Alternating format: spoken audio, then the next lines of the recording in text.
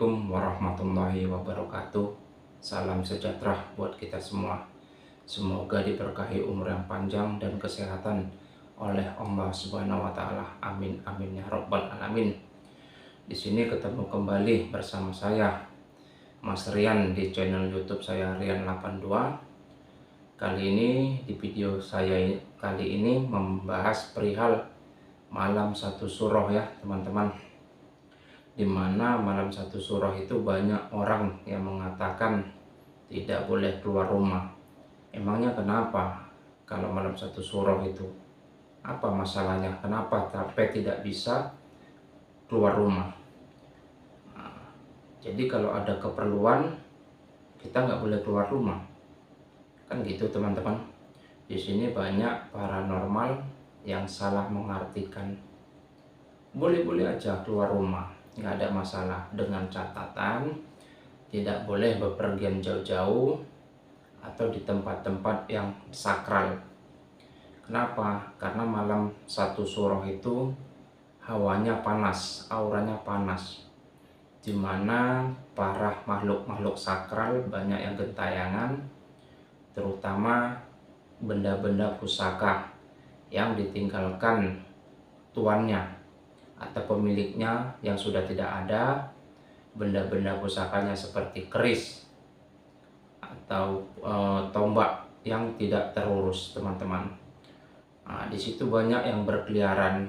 Nah, itulah makanya auranya sangat panas teman-teman.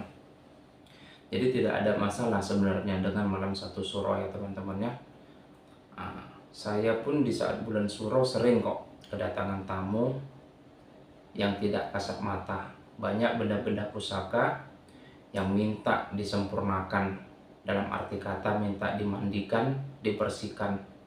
Itu bukan milik saya, tapi milik orang lain yang tidak pernah terurus, yang gentayangan di seputaran tempat tinggal saya teman-teman. Nah, jadi di sini banyak paranormal itu mengatakan malam satu suro itu berbahaya. Sebenarnya tidak teman-teman. Nah, banyak juga spiritual di saat malam satu suro memandikan atau membersihkan benda pusakanya, yaitu sah-sah saja teman-teman ya. Kita punya aturan masing-masing. Tapi sebenarnya malam satu suro itu bukan untuk mensucikan atau membersihkan benda pusaka teman-teman. Yang paling penting itu mensucikan jiwa, membersihkan jiwa daripada sang paranormalnya tersebut atau spiritualnya tersebut. Gimana kita membersihkan benda pusaka yang kita punya, sedangkan jiwa kita saja tidak bersih teman-teman. Nah, jadi kalau saya teman-teman ya, pandangan saya, malam satu suro itu bukan untuk membersihkan benda pusakanya teman-teman, tapi membersihkan jiwa seseorangnya ya. Karena saya dulu pun begitu diajarkan oleh guru-guru saya. Di saat mondok pun seperti itu. Di saat malam bulan suro atau bulan suro penuh itu, kita itu mensucikan jiwa kita, membersihkan jiwa kita. Jiwa kita dulu yang kita bersihkan, baru benda-benda pusakanya teman-teman. Nah, ini spiritual itu mengatakan malam satu suro membersihkan pusaka, memandikan keris, memandikan tombak, benda pusaka yang lainnya, dan dilarang keluar rumah. Itu salah ya. Jadi jangan menakut-nakutin masyarakat awam dengan mengatakan malam satu suro tidak boleh keluar rumah. Nah, itu salah teman-teman. Jangan menakut-nakutin masyarakat awam yang tidak tahu apa-apa. Sebenarnya boleh keluar rumah, tidak ada masalah ya teman-teman ya. Nah, cuman jangan bepergian ke tempat yang sakral, contohnya ke laut ya, ke tempat-tempat hutan yang terlarang. Nah, itu saya pun melarang, mengimbau janganlah, kalau bisa jangan pergi ke sana. Bagus kita zikir, tarekat di rumah. Malam satu suro, bulan suro ini sangat baik teman-teman. Kalau di istilahnya Islam, Muharram, bulan Muharram sangat baik. Nah, nggak jauh beda dengan bulan Ramadan. Disinilah saatnya kita mensucikan diri teman-teman, membersihkan jiwa kita teman-teman. Kalau di bahasa orang Jawa, bulan Suro. Jadi mensucikan jiwa juga, mensucikan diri daripada hal-hal yang selama ini dikerjakannya. Jadi kalau masalah benda pusaka itu kapan saja bisa dicuci selama bulan Suro. Kalau saya sendiri menyuci atau membersihkan benda pusaka saya di pertengahan 3/4 bulan Suro nanti, teman-teman. Bukan di awal bulan Suro. Sampai saat ini aja belum saya mandikan keris saya. Ya, teman-teman, ya.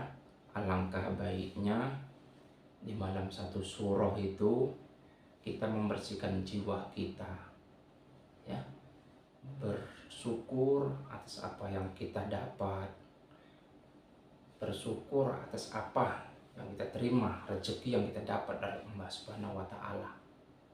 Jadi malam bulan 1 Suro itu hendaknya kita bertirakat, berzikir, menyerahkan diri pada Yang Kuasa, membersihkan jiwa kita, bersyukur, berzikirlah pada Allah. Bukan melakukan hal-hal yang aneh atau berpikiran yang aneh-aneh. Berpikiranlah yang positif. Jadi kadang banyak spiritual itu mengatakan malam bulan 1 Suro tidak boleh begini, tidak boleh begitu, tidak boleh bepergian. Itu salah, ya teman-teman. Jadi jangan menakut-nakutin lah. Itu kalau pesan saya. Ya, kita ini belajar, kita juga punya agama. Jadi jangan bawakan agama dengan hal-hal kebatinan, hal-hal mistis, teman-teman.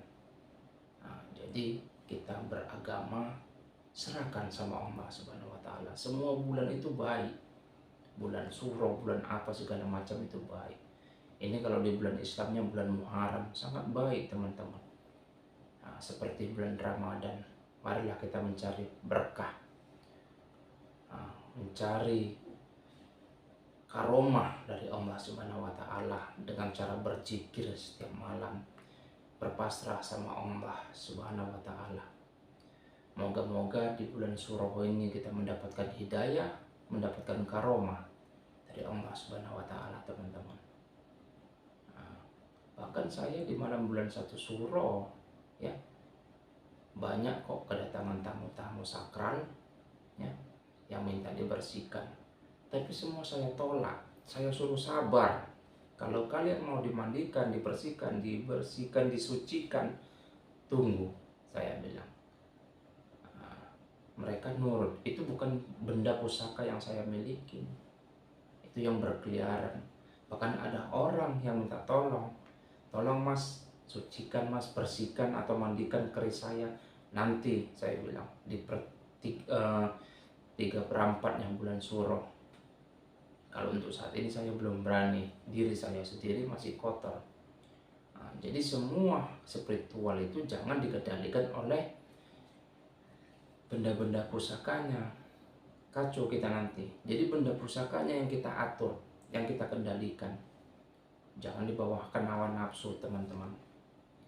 Kalau kita seorang spiritual diatur oleh perewangannya, ya kita bilangkan, atau benda-benda pusakanya, ya, kita bahaya nanti. Kita manusia derajatnya paling tinggi. Jadi kita yang mengatur benda-benda pusaka kita yang mengatur perewangan kita, teman-teman. Bukan kita yang diatur. Itu salah. Jadi banyak orang mempunyai ilmu kebatinan, ya, atau spiritual, diatur atau dikendalikan oleh benda-benda pusakanya atau perewangannya. Kalau bisa benda pusaka atau perewangannya itu yang kita atur, kita yang mengendalikan, jangan kita yang dikendalikan mereka. Bahaya, teman-teman. Itulah perihal masalah malam 1 Suro, ya teman-teman. Saya sudahi dulu perihal malam 1 Suro. Nanti di video saya berikutnya akan saya coba memberitahukan kepada teman-teman bagaimana caranya menyuci keris atau memandikan benda-benda pusaka. Jadi saya sudahi dulu dengan wabillahi taufiq wal hidayah. Wassalamualaikum warahmatullahi wabarakatuh.